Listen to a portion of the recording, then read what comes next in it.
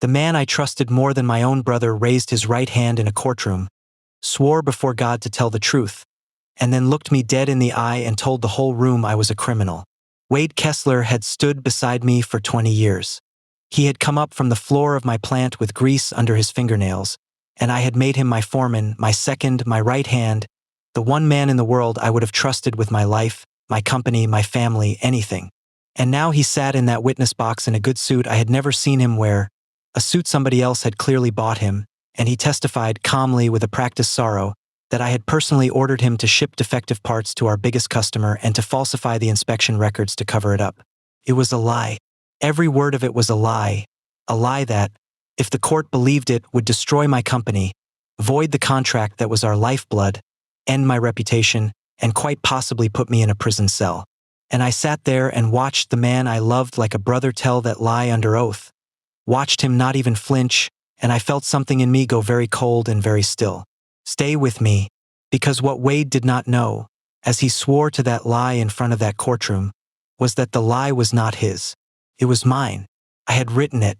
Every damning detail he was so confidently testifying to, I had invented months earlier and fed to him and marked, like a rancher marks a calf, because I had known for a long time that Wade had been turned, and I had built him a beautiful lie to betray me with, and now he had carried it into a courtroom under oath, and he had no idea that the moment he spoke it, he had detonated the trap I had set, not for me, but for him, and for the man who had bought him. My name is Ray Halloran, and I built a manufacturing company from a single rented machine and a lot of stubbornness, and I want to tell you the whole of this story, from the day I hired Wade Kessler off the floor to the day he tried to bury me from a witness stand, because I have learned something about loyalty that I think most people get exactly backwards, and it cost me the closest friendship of my life to learn it. People think loyalty is a thing you have or you don't, a fixed quality like eye color, and that if you know someone well enough, long enough, you can be sure of them. I believed that. I believed it about Wade Kessler with my whole heart. Believed it so completely that I would have laughed in your face if you told me, a year before that courtroom, that Wade would ever betray me. And I was wrong, and the way I was wrong taught me the truest and hardest thing I know, which is that loyalty is not a quality, it is a price, and that you do not know anyone's price until the day someone finally offers it to them, and that the people who seem most loyal are very often simply the people no one has yet bothered to make an offer to.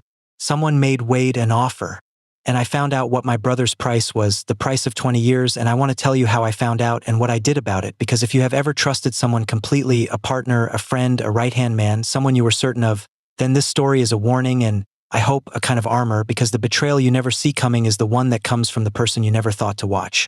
I started with nothing, and I want to say that plainly because it matters to who I am and how I fought. I did not inherit a company or buy one. I started with one rented machine in a rented corner of somebody else's building, doing the work with my own hands, and I built it up over 30 years the hard way, one part at a time, one customer at a time, one reinvested dollar at a time, until it was a real company with real people and a real reputation, and every bit of it was made, not acquired, not inherited, not schemed into existence, but made with work. And the thing you learn building something that way, the thing that becomes the bedrock of everything, is that your word is the only thing you really have.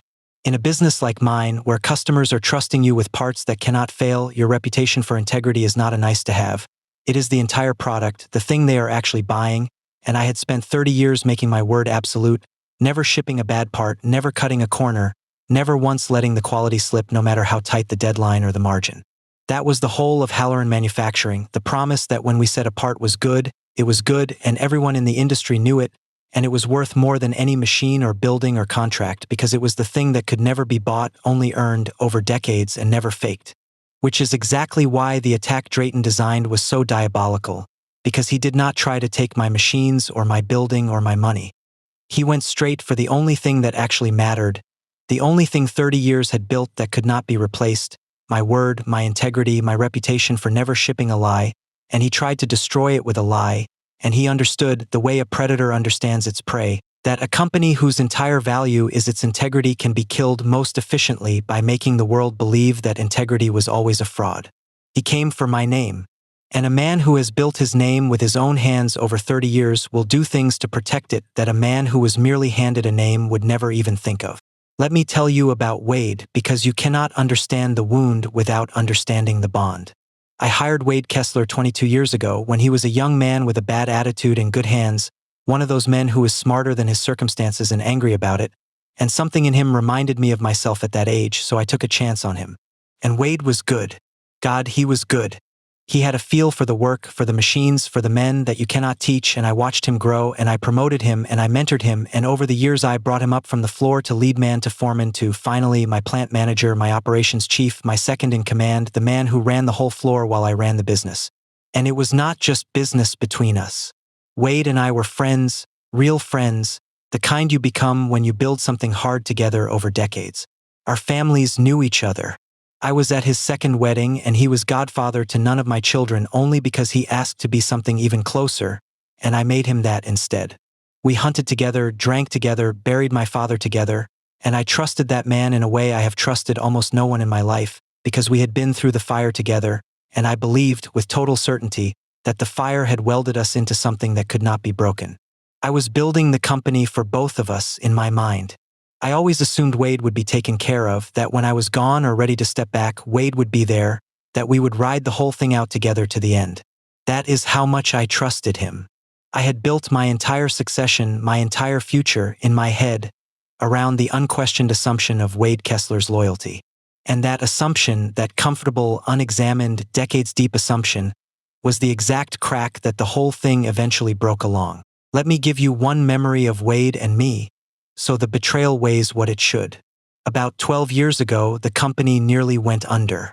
A recession hit our customers hard, orders dried up, and for a stretch of months I genuinely did not know if we would survive. Whether I would have to close the doors and lay off every person who depended on me. And I remember the worst night of it when I was in the plant alone at 2 a.m, standing on the empty floor, looking at the silent machines, trying to figure out how to save it, and I heard a sound, and it was Wade. He had come in the middle of the night because he'd known I'd be there, because he always knew, and he stood beside me on that dark floor and he said, "Ray, whatever it takes, I'm with you, we built this thing and we'll bleed for it together, and I don't need a paycheck till the men do, I'll go without before I go anywhere." And he meant it. He worked that entire terrible year for reduced pay, uncomplaining, alongside me, and we saved the company together, the two of us, and I remember thinking, standing on that floor at 2 a.m, that whatever else happened in my life, I had at least one man beside me who would never leave, who had proven it, who was welded to me by something stronger than money. That is the memory I keep coming back to. Because the same man who stood beside me on that dark floor and said he'd bleed for the company, the same man who worked a year for half pay to save it, sat in a witness box 12 years later and swore a manufactured lie to destroy it, and me with it, and the distance between those two Wades is the thing I have spent the most time trying to understand. He was not lying that night on the floor. I am certain of it. The loyalty was real once. And that is the most unsettling lesson of all, that real loyalty, proven loyalty, loyalty that would work a year for half pay, is not permanent, that it can be worn down by years of quiet resentment and then bought by a man who shows up at the right moment with the right offer, and that the fact that someone was truly loyal to you once is no guarantee at all of who they will be when someone finally names their price. Let me tell you what we built, because it matters to how they came for me. My company, Halloran Manufacturing, made precision components, the kind of specialized, high-tolerance parts that go into critical systems where failure is not an option: aerospace, medical, infrastructure, the invisible essential pieces that the modern world depends on and never thinks about. It is a business built entirely on trust, because our customers cannot easily verify every part. They have to trust that when Halloran certifies a component meets spec, it meets spec, and our whole reputation, our whole existence, rested on the absolute integrity of our quality process. In 30 years, we never once shipped a part we knew was out of spec. Not once. Our word was the whole product. And our biggest customer, the contract that was the backbone of the entire company, was a company I'll call Atlas, a major manufacturer whose business kept our lights on and our people employed, and everyone in my industry knew that the Atlas contract was the crown jewel, the thing that made Halloran Manufacturing what it was. Which meant that everyone in my industry also knew that if you could take the Atlas contract away from Halloran, you could break us. And there was a man who wanted very badly to do exactly that. His name was Victor Drayton, and he owned a much larger competitor, and Victor Drayton was everything I was not. I built things. Drayton acquired them. He was a consolidator, a man who grew not by making anything but by buying up or destroying his competitors and absorbing their business, and for years he had wanted Halloran Manufacturing, wanted our Atlas contract, wanted our reputation for quality that he could never build himself because building things was not in his nature. He had tried to buy me more than once, and I had turned him down flat every time, because I was not going to hand the company my people, and I had built to a man who would strip it for parts and lay off the workers who were the whole heart of it. I remember the last time Drayton tried to buy me in person in my own office, because it tells you everything about him and about why he did what he did next. He came in smiling, expansive, and he named a number that was, I will admit, a very large number, and he sat back expecting me to be dazzled by it, and when I told him, politely, that the company was not for sale at any price, that I had people who depended on me and a reputation I would not hand to someone who'd erase both. His smile did not waver, but something behind his eyes changed, went flat and cold, and he said something I have never forgotten. He said, Ray, everything is for sale. Everything and everyone. The only people who say otherwise are people who haven't heard the right number yet. And I said, not mine, Victor, and he stood up and buttoned his jacket and said, we'll see, in a tone that I did not fully understand at the time but understood completely later, because Victor Drayton did not hear no as a refusal. He heard it as a challenge, as proof that he simply hadn't yet found the right lever or the right price or the right person to buy, and he left my office that day, I now believe, having already decided that if he could not buy the company from me, he would find the price of someone inside it and take it that way. That is the mind of a certain kind of predator, the absolute conviction that everyone has a price, and the terrible thing, the thing that haunts me, is that about Wade, he turned out to be right. He couldn't buy me, so he bought my brother instead, and he was so certain everyone was for sale that he never once considered that the man he'd failed to buy might be building something that used that very certainty against him. Drayton's belief that everything was for sale was his weapon, and it was also, in the end, exactly the blind spot I aimed the trap at, because a man who thinks everyone can be bought never imagines he is being set up by someone who cannot be, and who is counting on his certainty to make him careless. And Drayton did not take rejection the way an honest man does. Drayton took it as a problem to be solved by other means, because a man like Drayton believes that everything and everyone has a price, and that if you cannot buy the company, you buy the man inside it who can hand it to you, and if you cannot beat a competitor honestly, you destroy him dishonestly with lawyers and lies and a bought witness, and you call it business. I underestimated, for a long time, how far Victor Drayton was willing to go. I thought he was a hard competitor. I did not understand, until it was nearly too late, that he was something closer to a predator, and that he had been circling my company and my foreman for longer than I knew. I want to tell you about the first time I felt it, the first small wrongness, because these things never announce themselves, they seep in at the edges, and the whole difference between the people who survive betrayals and the people who are destroyed by them is often just whether they let themselves notice the first small wrong thing or explained it away. It was a series of little things with Wade over a period of months. A new distance in him, a preoccupation. He started taking calls he stepped out of the room for, which he had never done in 20 years. He began asking questions about parts of the business that were not his concern, the financials, the contract terms with Atlas, the details of our quality certifications, questions that at the time I answered without a thought because he was Wade, he was my right hand, of course he could ask anything. He seemed suddenly to have money he hadn't had, a new truck, a watch, and I told myself he'd had a good year, that his investments had paid off, that it was none of my business. And once, just once, a man who did business with both my company and Drayton's mentioned to me, casually, that he'd seen Wade having dinner with Victor Drayton, and I laughed it off, said Wade knew everybody, but the thing lodged in me somewhere, a small cold splinter, because there was no good reason on earth for my foreman to be having a private dinner with the one man who wanted most to destroy me. I did nothing with it. Not at first. Because to do something with it, I would have had to accept a possibility that I could not, at that point, even let myself fully think, which was that Wade Kessler, my brother, my right hand, the man I trusted more than anyone alive, might be sitting across a dinner table from Victor Drayton being bought. If you have listened this far, let me stop and ask you the question I wrestled with in those weeks, when the splinter was in me but I had not yet let myself look at it directly, because I think it is one of the hardest questions there is. When the first small signs appear that someone you completely trust might be betraying you, what do you do with them? Because there is a real cost either way. If you let yourself suspect, and you're wrong, you have poisoned something precious with a distrust it didn't deserve, and you may never get the innocence of it back. But if you refuse to suspect, and you're right, you are leaving yourself open, unguarded, to the one-person position to hurt you most. How long do you give the benefit of the doubt to someone you love, when the doubt is starting to look like a warning? Tell me in the comments, because I think almost everyone faces some version of this, the moment the trusted person starts to feel wrong, and I think how you handle that moment, the willingness to look at a hard truth without either flinching from it or leaping to it, may be one of the most important skills a person can have, and it is one almost no one is ever taught. I will tell you what I did. For a while, I did the wrong thing, which was nothing. And then something happened that I could not explain away, and I started, at last, to watch. The thing that changed everything, that turned my vague splinter into cold certainty, was a leak. A specific piece of internal information, something known only to a handful of people at the very top of my company, something about our position in an upcoming contract negotiation, made its way to Victor Drayton, and I knew it had because Drayton used it against me in a way he could only have done if someone had handed it to him. And I sat in my office the day I realized it, and I made myself do the cold arithmetic I had been avoiding for months, the arithmetic of who had known.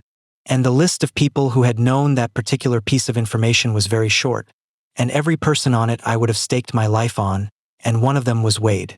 And I sat there, and I finally, fully let myself look at the thing I had been refusing to look at, and I understood, with a certainty that made me physically sick, that my right hand, my brother, the man I had built my whole future around trusting, had been turned, that he was feeding Victor Drayton the inside of my company, and that whatever was coming, whatever Drayton was building with Wade's help, it was going to be aimed at the kill. I want to describe what that felt like, that moment of certainty, because it was one of the worst of my life.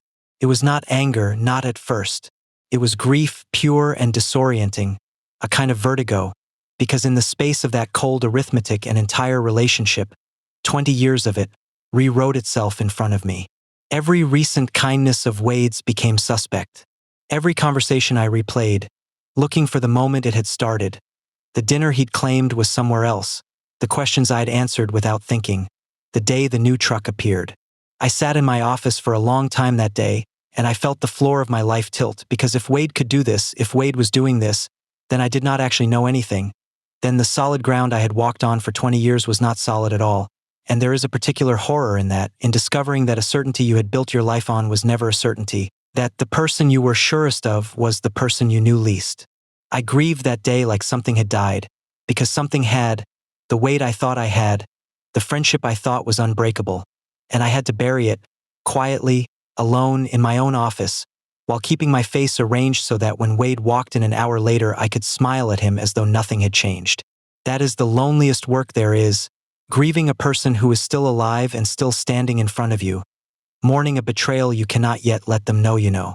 And it was in that grief, strangely, that the cold clarity came, because once I had finished mourning the Wade I thought I had, I could see clearly the Wade I actually had, and I could begin, with a heavy and steady heart, to plan. And here is the decision that this whole story turns on, the decision I want you to sit with, because it is the same decision every betrayed person faces and almost everyone gets wrong. Every instinct in my body wanted to call Wade into my office, shut the door, and confront him. To look him in the eye and say, I know. To let him see that I knew, to have it out, to feel, even once, the grim satisfaction of tearing off the mask. And I did not do it. It was the hardest thing I have ever not done, and I want to tell you exactly why I didn't, because the reason is the whole key to everything that came after. I did not confront Wade because I realized, sitting there sick with the knowledge of his betrayal, that a confrontation would give me one moment of satisfaction and would cost me the war. If I confronted Wade, I would warn him, and I would warn Drayton through him, and they would simply become more careful, cover their tracks, adjust their plan, and come at me from an angle I couldn't see.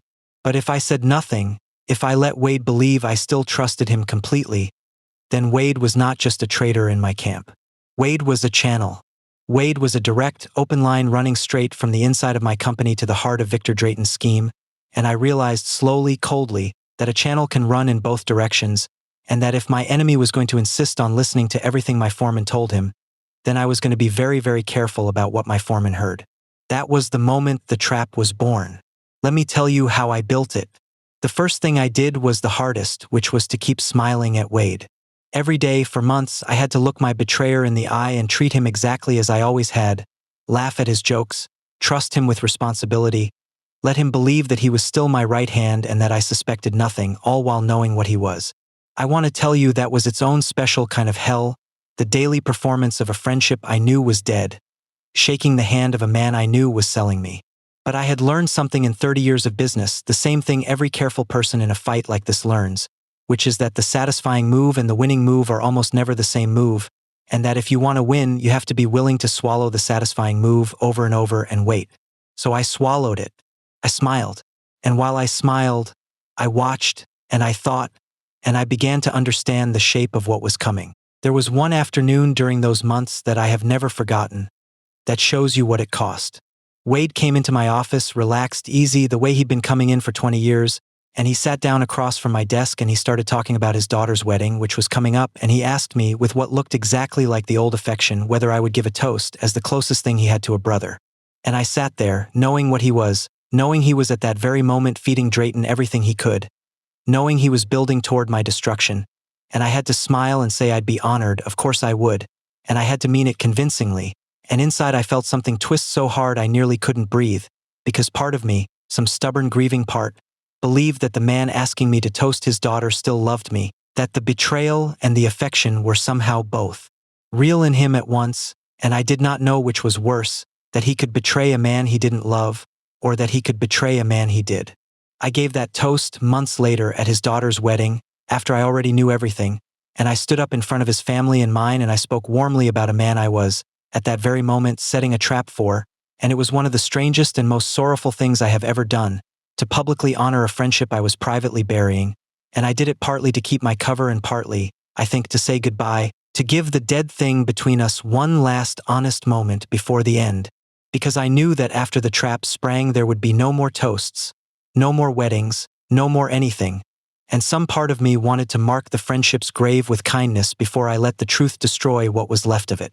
That is what a long con of self-defense actually costs, and I want you to know it because people imagine these things are cold and clean and satisfying, and they are not. They are lonely and they are grief-soaked and they ask you to perform love for the very person you are preparing to expose, and there is no part of that which feels like winning while you are living inside it. Because I had to figure out what the attack would be. Drayton had Wade, and Drayton wanted to break Halloran Manufacturing and take the Atlas contract, and I made myself think like Drayton, cold and predatory, to see what a man like that would do with a man like Wade. And I realized, with a chill, exactly what the play was. Wade did not just run my floor. Wade ran my quality process, the inspection and certification of our parts, the very thing our whole reputation rested on. If you wanted to destroy a company whose entire product was trust, whose entire value was the integrity of its quality certifications, and you had bought the man who ran quality, then the attack wrote itself. You would accuse Halloran of shipping defective, out-of-spec parts to Atlas and falsifying the inspection records to hide it. You would claim the owner, me, had knowingly ordered it to cut costs and hit deadlines. And you would have the perfect witness to make it stick, the head of quality himself, the trusted 20-year foreman, willing to swear that yes, he had watched Ray Halloran order the fraud with his own eyes. It would void the Atlas contract instantly, because no critical systems customer can keep a supplier accused of falsifying safety records. It would trigger regulators. It would destroy our reputation beyond any repair. And it might well send me to prison. It was the perfect kill, and Wade was the perfect knife, and once I saw it, I could not unsee it. And I knew it was coming as surely as I knew my own name. And that, understanding exactly what lie they were going to tell, was what let me build the trap. Because here is the thing about a lie, especially a lie that has to be proven in a court. A lie needs evidence. Wade's testimony alone, his word, would be powerful, but a careful predator like Drayton would want more, would want a document, a piece of paper, a smoking gun, something physical to hand a court to corroborate the Foreman's story. They would want an incriminating memo, a directive, something in my hand or under my authority, ordering the fraud. And they did not have one because it had never happened, because I had never once in 30 years ordered anything of the kind. So they were going to need one. And I realized, in the cold clarity of that understanding, that if they needed an incriminating document, and if Wade was their inside man, then I could give them one. I could manufacture myself the exact smoking gun they were looking for, and I could make sure it reached them through Wade, and I could build into it a hidden flaw that would, at the right moment, blow their entire case to pieces. I could write the lie for them. And because I wrote it, I would own it, and I would know exactly where the bodies were buried because I would have buried them myself. So I built the document. I created a memo, an internal directive, apparently from me, worded exactly the way Drayton's people would dream of, appearing to order Wade to ship a specific batch of parts to Atlas despite their having failed inspection, and to alter the quality records to certify them as passing. It was, on its face, a devastating piece of evidence, the exact smoking gun that would corroborate everything Wade was going to testify to. But I built into it two things that no one but I would know. The first was a hidden, unique marker, a subtle detail in the formatting and the metadata that I could later prove was mine, that would establish, forensically, that I had created this document deliberately, recently, not in the past as it purported. And the second, the beautiful thing, the heart of the whole trap, was that the batch of parts the memo referenced, the specific batch number I put in that damning directive, was a batch that did not exist. Had never existed. I invented it. That batch number corresponded to no real production run, no real parts, no real shipment to Atlas, nothing. It was a ghost, a number I made up and put into a fake memo, and its non-existence was something I could prove absolutely with our complete, independently auditable, real production records which showed, cleanly and verifiably, that no such batch had ever been made or shipped. So the trap was this. The memo looked like proof that I had ordered fraud.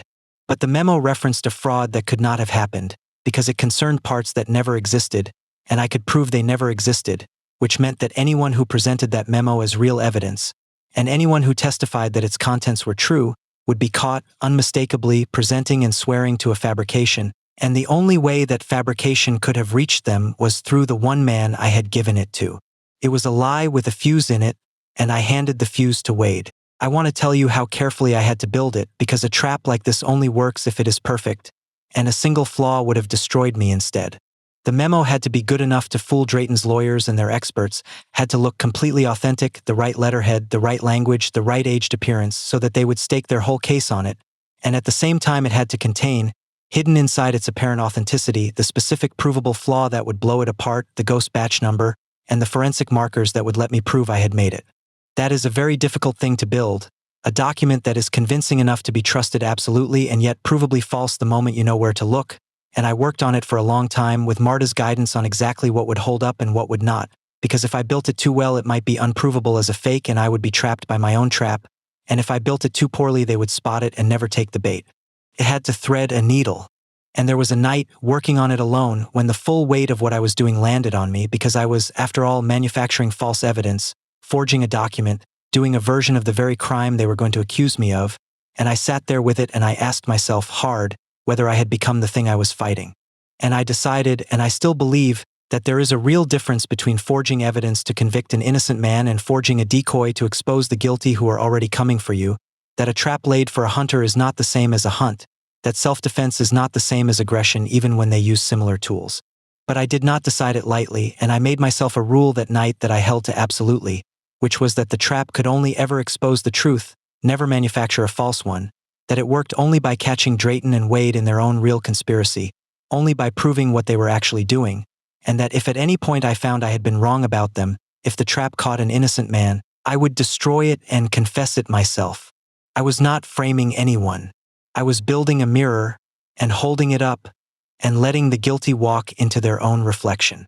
That distinction mattered to me then, and it matters to me now because the whole difference between justice and vengeance lives in it.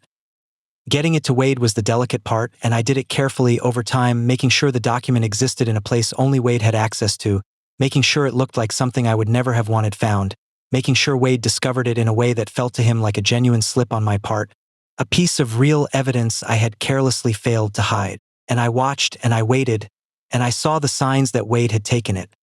A new confidence in him, a subtle shift, the manner of a man who believes he now holds the winning card. And I knew he had carried my ghost to Victor Drayton, and that Drayton, delighted, believing he now had the physical smoking gun to corroborate his bought witness, was going to build his entire attack around a document I had written and a batch of parts that had never existed. I had baited the hook with the exact lie they were hungry for, and they had swallowed it whole, and now all I had to do was let them commit, publicly, under oath, to a fabrication, and then, at the right moment, prove it was a fabrication and that it had come from Wade. I had one more thing to prepare, which was the truth, the real, clean, independent proof of our actual quality, our real records, third-party audits, the genuine data showing Halloran had never shipped a bad part, so that when their fake collapsed, the whole underlying accusation would collapse with it. And then I waited for Victor Drayton to make his move. If you have made it this far, let me ask you the question I sat with through those long months of waiting, smiling at Wade, letting the trap ripen, because it is not a comfortable one. What I was doing was, in its way, a deception of my own. I was manufacturing false evidence, feeding it to a man, luring him and his master into a trap. I told myself, and I believe, That there is a clean moral difference between manufacturing a lie to destroy an innocent man and manufacturing a lie to catch the people already conspiring to destroy you with lies of their own. That setting a trap for a hunter is not the same as being a hunter.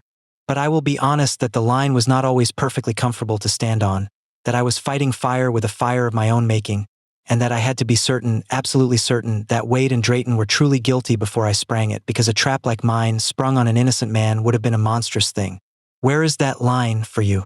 When someone is coming to destroy you with fabricated evidence and a bought witness, is it just to fight them by feeding them a fabrication of your own, designed to expose them? Or does meeting deception with deception cost you something, even when you win? Tell me in the comments, because I have thought about it a great deal, and I am mostly at peace with what I did, but only mostly, and I am curious where you land. Stay with me, because Victor Drayton made his move, and it was everything I had predicted, and worse. The attack, when it came, was brutal and public. Drayton did not come at me directly.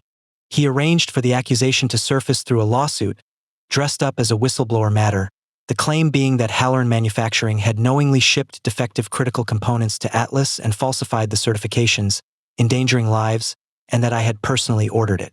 The moment it became public, my world caught fire. Atlas, terrified of the liability, suspended our contract pending the outcome, which cut off the artery that kept the company alive. Regulators opened inquiries.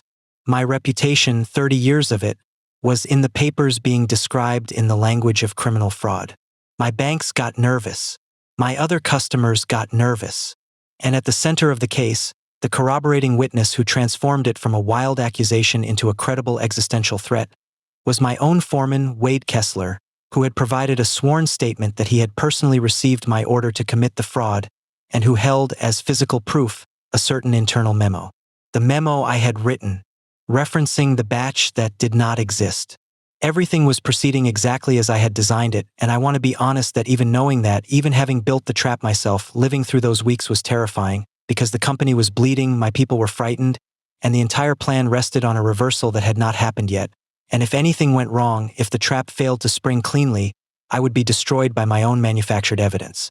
There is no part of a plan like this that feels safe while you are living inside it. I want to be honest about how bad those weeks were, because it would be false to tell this like a man who was always calm and certain. There were nights I did not sleep at all, nights I lay awake doing the math of ruin. What would happen to my 300 employees if the company went under? What would happen to Joan and me? Whether I would actually go to prison for a crime I did not commit? Whether the trap I had built was clever enough, or whether I had simply, in my arrogance, manufactured the very evidence that would convict me. The accusation was everywhere. People I had known for years crossed the street rather than talk to me.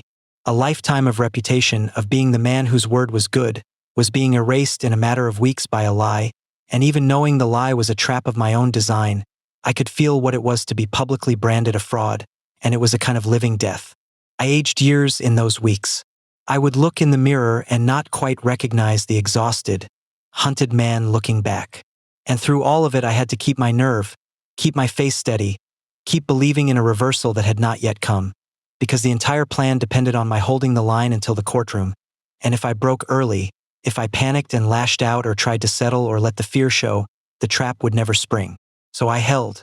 But I want anyone who thinks these schemes are cold and easy to know the truth, that holding a plan like that together while your whole life burns around you is the hardest thing I have ever done, and that courage is not the absence of that fear, it is doing what must be done while drowning in it. You simply have to hold your nerve and trust the trap and wait for the room where it all comes due. And I did not hold that nerve alone, and I want to tell you about the people who held it with me, because a story that is only about the one who betrayed you is a lie about how life actually works. And the truth is that while Wade was selling me, other people were standing by me in ways I will never forget. There was Hank Weaver, who had been with me even longer than Wade, an old-timer who had come up on the floor in the early days and stayed a line worker by choice because he loved the work and never wanted the headaches of management. And when the accusation went public and the papers were full of the word fraud and some of my own people started to wonder, Hank stood up in the break room, I heard about it later, and told the whole floor, "I've worked for Ray Halloran for 25 years and I have never once seen that man ship a part he knew was bad or ask any of us to. Not once, and anybody who believes this garbage doesn't know the man." And that was the end of the doubt on my floor, because Hank had no reason to say it except that it was true, and the men knew it. Hank never wavered, not for a day, and he asked for nothing. and his quiet certainty was worth more to me in those dark weeks than almost anything. And there was my wife, Joan, who had been beside me for the whole 30 years, who knew me better than anyone alive, and who, when the accusation hit and my name was being dragged through the mud and even I had moments of wondering whether I could survive it, never wavered for a single second, never once looked at me with even a flicker of doubt, because she knew, the way you know the person you've built a life with, exactly who I was and exactly who I wasn't, and her absolute certainty was the floor I stood on through all of it. And there were others, loyal people throughout my company who refused to believe the lie, who held together, who kept the work going through the storm. When I added up the ledger of who stood where when it all came down, I find that for every Wade there were 10 Hanks, 10 people who stayed true with nothing to gain, and I try to remember that because it would be easy after a betrayal like Wade's to decide that no one can be trusted, and that would be the real defeat, the betrayer winning twice, first by betraying you and then by poisoning your faith in everyone else. Wade broke my trust in Wade. He did not get to break my trust in Hank or Joan or the good people who stood with me, and I would not let him because the loyal deserve better than to be doubted for a traitor's sins. And the room where it all came due was a courtroom, and that brings us back to where we began, to Wade Kessler in a suit another man had bought him, raising his right hand and swearing to tell the truth and then telling the most consequential lie of his life.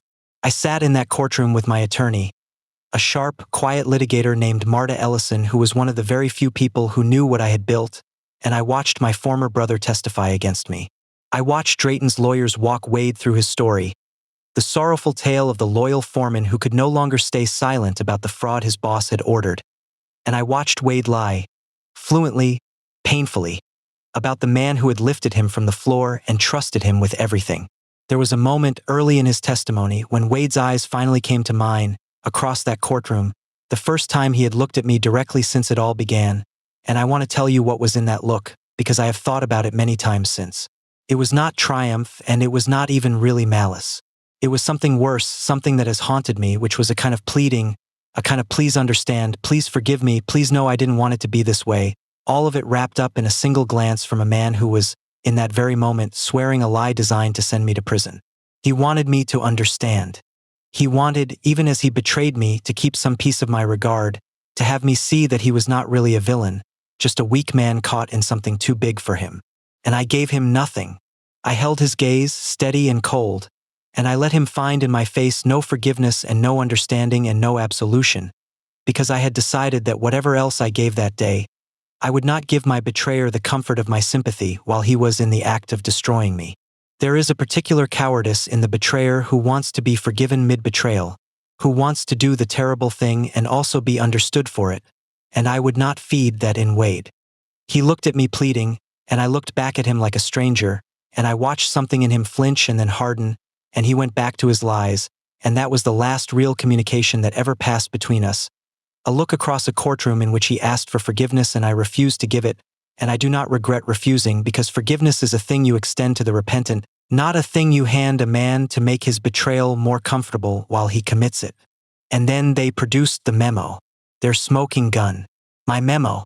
They entered it into evidence with a flourish, the physical proof of Ray Halloran's crime, and they had Wade authenticate it, had him testify under oath that this was the genuine directive he had received from me, ordering him to ship the defective parts of that specific batch and falsify the records. Wade swore to it. He looked at that document, my document, and he swore before the court that it was real, that its contents were true, that batch had been shipped defective on my orders. He committed himself completely, publicly, irrevocably, under oath to my fabrication. And across the courtroom, I did not smile, but something in me, some cold and patient thing that had waited months for this exact moment, went very still, because Wade had just stepped into the center of the trap and pulled the door shut behind himself, and he had no idea. Because then it was Marta's turn. And Marta stood up, and with a calm that I will admire for the rest of my life, she began, gently, to take the whole thing apart. She started with the batch.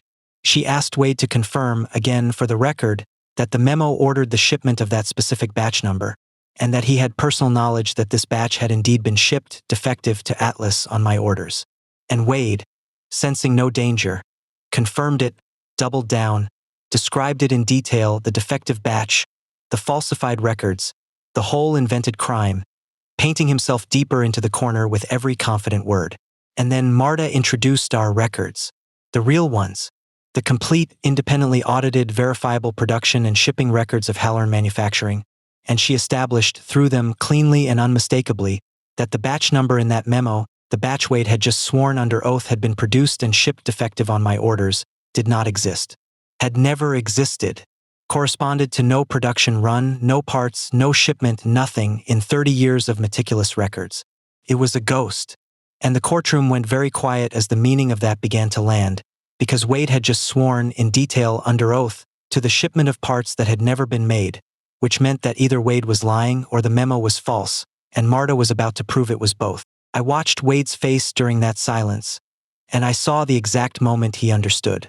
Came slowly, and then all at once, the way understanding comes when it is the last thing you want to know.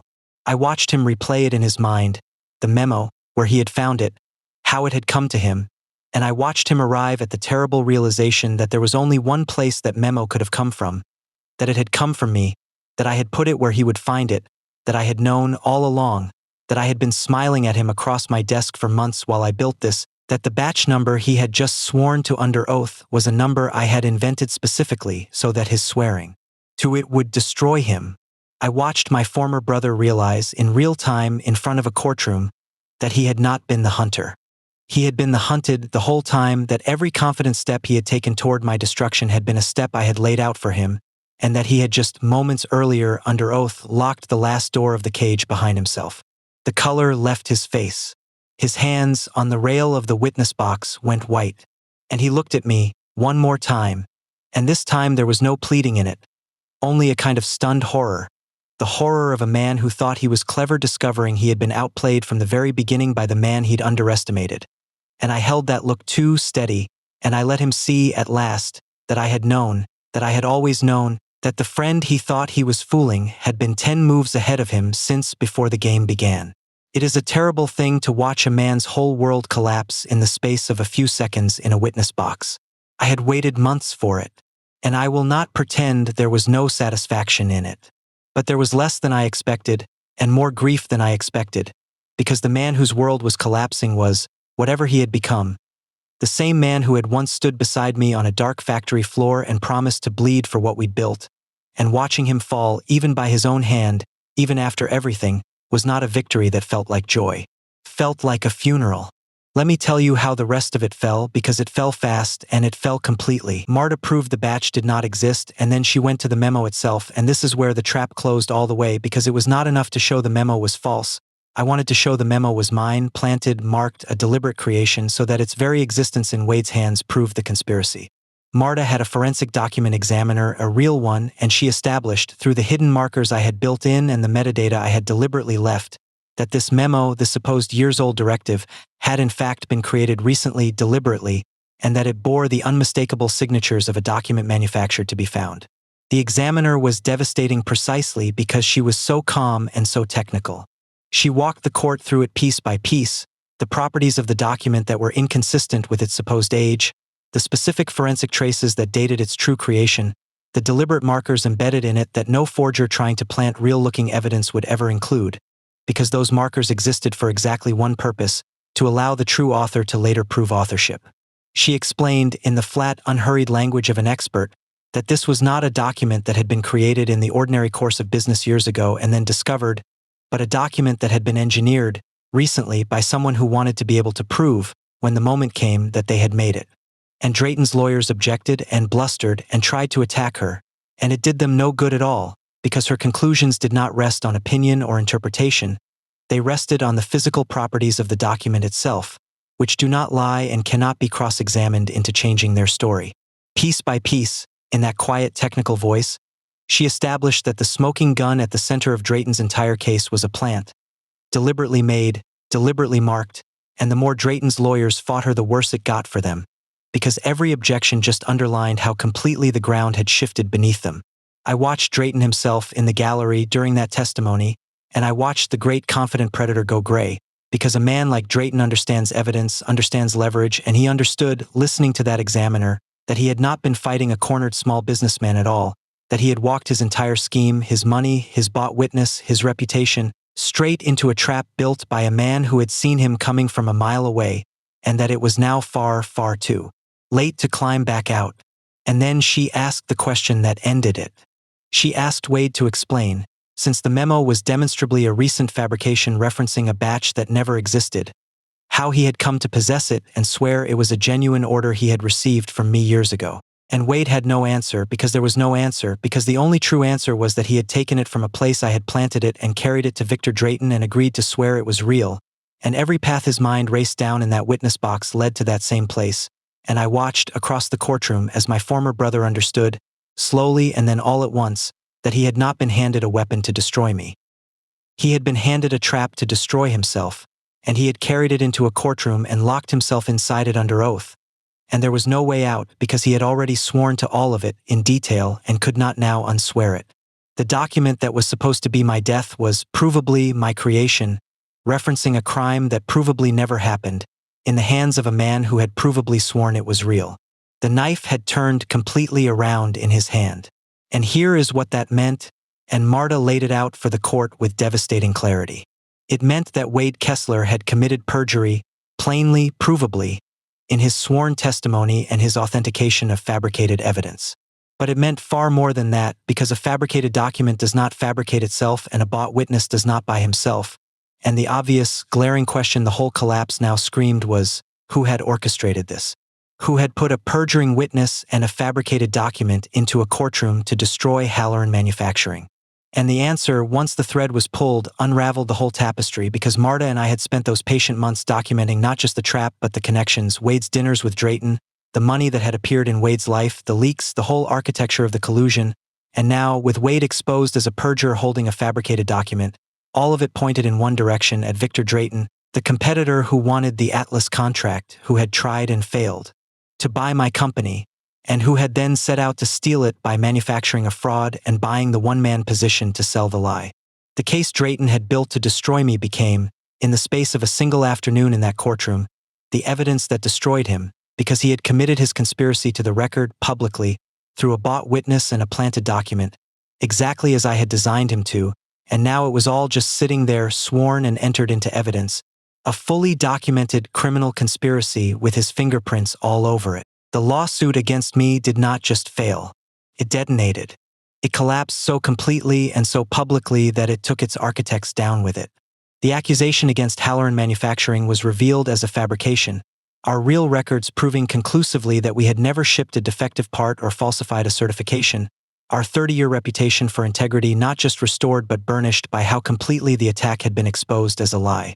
Atlas, seeing the truth laid bare, not only reinstated our contract but deepened it, because there is no better endorsement of a company's integrity than watching it survive a manufactured attack designed to destroy exactly that integrity, and having it proven in open court that the company was clean and its accusers were the criminals. And Victor Drayton, the untouchable predator who had spent years buying and destroying his competitors, faced the one thing he had always managed to avoid, which was consequences, real ones, because suborning perjury and manufacturing evidence and conspiring to destroy a company through fraud are not hard-nosed business tactics. They are crimes, and now they were documented crimes, sworn into the record of a court, and the machinery that Drayton had tried to weaponize against me turned, with a terrible slowness, to face him instead. I did not have to destroy Victor Drayton. I simply had to let him build his own destruction publicly under oath and then prove what he had built, and the law and his own ruined reputation did the rest. There is a particular justice in that, and I want to sit on it for a moment because it is the heart of how these things are actually won. Drayton was, by any ordinary measure, far more powerful than me. He had more money, more lawyers, more reach, and if I had tried to fight him head-on, force against force, he would have crushed me, because that is what the powerful do to the less powerful in a straight fight. But I did not fight him force against force. I used his own force against him, the way you are taught to do with a stronger opponent. Let his weight and his momentum carry him past you and into the wall. Drayton's power, his certainty, his aggression, his absolute conviction that he would win, these were the very things I turned into the instruments of his fall, because a man that's certain of victory commits fully, holds nothing back, puts everything on the record, and a man who has put everything on the record has given you everything you need, if only you have quietly arranged for everything he is so confidently building to be false. I did not overpower Victor Drayton. I let Victor Drayton overpower himself, aimed at a target that was really a trapdoor. And I have come to believe that this is almost always how the less powerful defeat the more powerful, not by matching their strength, which is impossible, but by understanding that overwhelming strength, overconfidently applied, is itself a kind of blindness, and that the predator so certain of the kill is the predator least likely to check whether the wounded thing in front of him is bait. And Atlas, my great client, the crown jewel, came back, and I want to tell you that the way they came back meant more to me than the contract itself. Because the head of Atlas, a man I had done business with for many years, came to see me in person after it was over, and he shook my hand, and he said, "Ray, in 30 years of buying parts, one have never been more certain of a supplier's integrity than I am of yours right now, because I just watched a powerful man spend a fortune trying to prove you were a fraud, and watched it blow up in his hands because you were exactly what you always said you were. There is no marketing, no sales pitch, no reputation-building campaign on earth that could buy what that attack, by failing, gave me, which was proof, public and absolute, that Halloran Manufacturing was precisely as honest as it had always claimed to be. Drayton set out to destroy my reputation for integrity, and by failing so completely and so publicly, he ended up burnishing it into something no competitor could ever again question. My name, the thing he came for, the thing I built with my own hands over 30 years, came out of the fire not damaged but tempered, harder and brighter than before, and that is the sweetest justice of all, that the man who tried to destroy the thing I valued most ended up making it stronger. If you have made it this far, let me ask you the question that mattered most to me in the end, because winning the case was never really the hardest part. The hardest part was Wade. Because when it was all over, when the trap had sprung and the case had collapsed and Drayton was facing his reckoning, I had a choice about my former foreman, my brother, the man I had loved for 20 years, who was now exposed, ruined, facing serious consequences for his perjury. I could pursue him with everything, press for the maximum, make sure the man who had tried to bury me from a witness stand paid the fullest possible price. Or I could temper it, could remember, even now, the young man with grease under his nails and a chip on his shoulder that I had taken a chance on, could distinguish between Drayton, the predator who had engineered it all, and Wade, the weak man who had been seduced into it. What do you do with the betrayer you used to love? Do you demand every ounce of justice? Or does the love you used to have earn him some mercy he does not deserve? Tell me in the comments, because I did not find it a simple question, and I am not certain even now that I answered it correctly. Let me tell you what I did. I spoke to Wade once after it was all over, because 20 years bought him that much even after everything. And I asked him the only question I truly needed answered, which was not how, but why. Why had he done it? And Wade, broken, unable to look at me, finally told me the truth. And the truth was smaller and sadder than any grand betrayal, because it usually is. He told me he had spent 20 years feeling like the man who did all the real work while I got all the real reward, watching me build wealth and a name while he stayed the foreman, well paid but never an owner, essential but never enriched, and that the resentment had grown quietly for years, a resentment I had never seen because I had assumed his loyalty instead of ever thinking to secure it, and that when Drayton came to him with money and the promise of running the whole plant as a real executive with a real stake, it had felt not like betrayal but like finally getting what he was owed. He told me more in that last conversation, and some of it I have never been able to shake. He told me about specific moments over the years, moments I did not even remember, moments that had meant nothing to me and everything to him, a time I had taken credit in front of a customer for a solution that had been his idea, a time I had brought in an outside executive over his head instead of promoting him, a raise he had asked for and I had given but a little too slowly, a little too grudgingly, so that the getting of it had felt like less than the asking. None of these were crimes. Most of them I had done thoughtlessly, the way a busy man does 100 small things a day without weighing them, and that was exactly the point, that was the horror of it, that the 1,000 small slights that had accumulated into Wade's betrayal had, for me not even registered, had passed through my life like weather, while for him each one had been a stone he carried, and by the end he was carrying a mountain I never knew existed. And Drayton, somehow, had seen that mountain, had known to look for it, had found the man carrying 2 decades of invisible grievance and offered him a way to set it all down at once, with money and a title and revenge disguised as justice. I do not tell you this to excuse Wade. I want to be very clear about that. 1,000 small resentments do not add up to a right to fabricate evidence and send an innocent man to prison, and Wade made a monstrous choice that was his and his alone. But I tell you because it taught me the most humbling lesson of my life, which is that the people beside us are keeping ledgers we cannot see, that the small careless things we do, the credit we take, the thanks we forget, the raise we give grudgingly, are being recorded by someone whose loyalty we are busy assuming, and that if we never look at those ledgers, never tend to them, never even know they exist, We are leaving open a door that the right predator at the right moment will walk straight through. And I want to be honest with you, because this story would be a lie if I pretended otherwise, that hearing that landed on me with a terrible weight, because there was a sliver of truth in it. Not a truth that excused a single thing he did, nothing excuses fabricating evidence to send an innocent man to prison, but a truth about me, about how I had taken Wade for granted, assumed him, built my whole future on his loyalty without ever once asking whether I had earned it or merely expected it. I had made him my brother in my own mind and left him a well-paid employee in reality, and I had never noticed the gap between those two things, and Drayton had found that gap and driven a wedge into it. It did not make me forgive Wade, but it made me understand that betrayal is very rarely as simple as good and evil, that it usually grows in a gap between how one person sees a relationship and how the other one does, and that the wise man does not merely trust the people close to him, he takes the trouble to actually know them, to see the resentments accumulating in the quiet, to secure loyalty rather than assume it, because the loyalty you assume is exactly the loyalty someone else can be you. In the end, I did not press for Wade's total destruction. The law took its course with his perjury, and there were real consequences, as there should have been, but I did not pour gasoline on it. I did not use my influence to make it worse, and privately later, when his life had collapsed and his family was suffering for what he had done, I quietly made sure his kids, who had done nothing wrong, did not go without.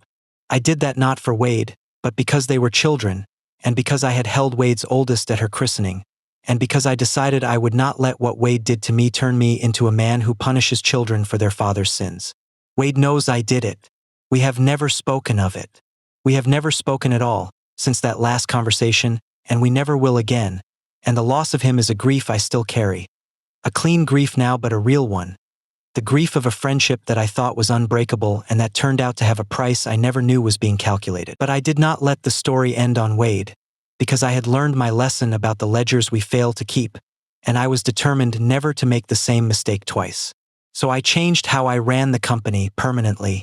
Hank Weaver, the old-timer who had stood up in the break room, I made sure knew exactly what his loyalty had meant to me, and though he never wanted a management title, I saw to it that he and his family were taken care of in a way that reflected 25 years of a loyalty I would never again take for granted.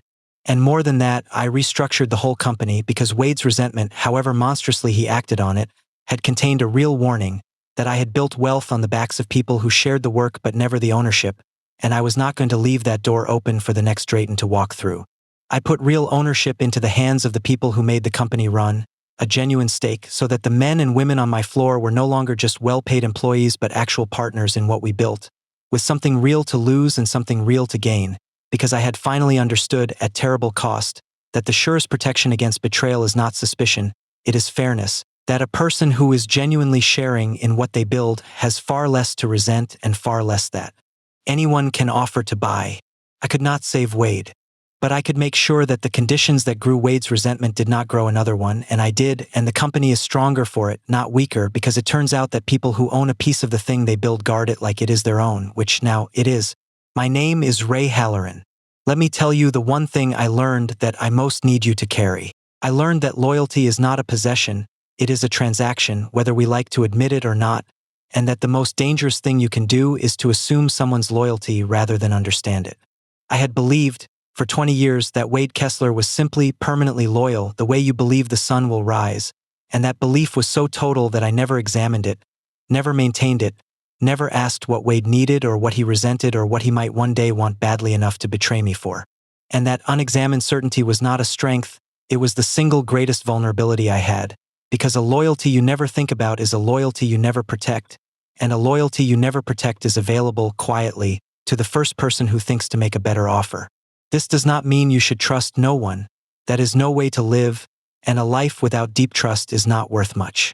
It means something more subtle and more important, which is that you should never let your trust go blind, never let it become an assumption you stop examining, that the people closest to you deserve not less of your attention but more, that you should actually know them, know what they carry, know where they feel wronged, know what they might want, and that securing the loyalty of the people who matter through fairness and attention and genuine care is not paranoia, it is wisdom, and it is also simply love. I lost Wade in part because I trusted him so completely that I stopped seeing him, and a person you have stopped seeing is a person you have already begun to lose. So let me leave you with the question I have carried since the day my foreman testified against me, and let me ask it plainly. If the person you trusted most in the world, your right hand, your brother, the one you were certain of, turned out to have been turned against you, would you confront them and salvage what you could of the truth between you? Or would you do the colder, harder thing and let them commit fully to the betrayal so that you could expose it completely? And when you had won, when you held the power to destroy the one who tried to destroy you, would you use all of it? Or would you stop at the line where justice becomes cruelty and remember the person they used to be?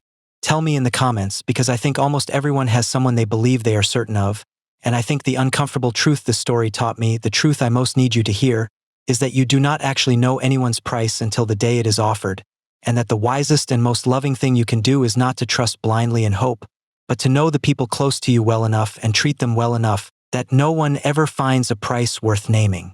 Wade Kessler swore a lie to bury me, not knowing I had written the lie myself.